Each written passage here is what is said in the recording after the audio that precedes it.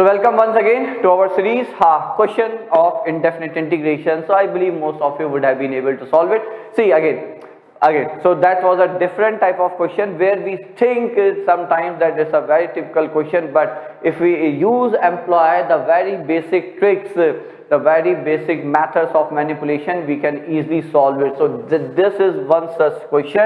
Okay, so how I tried. So question is integral of cos x plus x sin x, okay, over x times x plus cos x. See, the first thing, the very first step, and see how it helped in the very beginning itself. So I started thinking from the very basics. So I just thought, okay, since we have cos x plus x in the denominator, so why not to add x, and hence in the process definitely we have to subtract x. Actually, to be true, bachcho, I myself was not that much convinced that how much it may help, but see, it's indefinite integral. Here if you come across any thought, then you should try it by using, like, of course, by writing it on the paper and then move ahead. Then only you will be able to realize how much it's useful. Okay, so that's the thing here. So that's what I tried. So of course I will be writing it as x plus cos x. Since this term got simplified, so then I thought it may help, but never expected that it will be that much helpful in this case. Okay, so what happened? So this got cancelled. So the first term is simply the integral of 1 by x. We all know what is it. But to the great surprise, the second also fell in line. Okay, so what is it?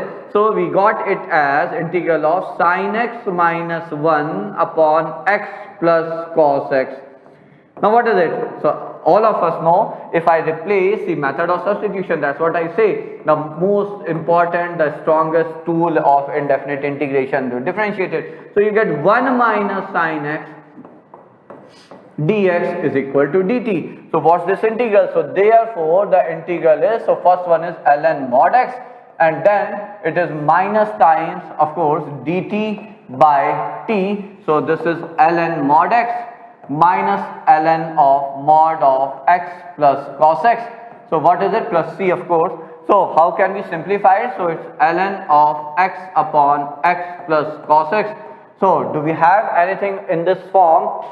Ln of, so let's convert it to sec. So I believe a is the answer here. So if I convert it to sec, so you get, yeah, x sec x over 1 plus x secant of x plus c. So that's the answer, and of course if you wish you can put the mod here. Rather we should, but there's no mod in the like option also, so I just skipped it. Okay, so that's it. So that was a simple question for integration for today, bachcho.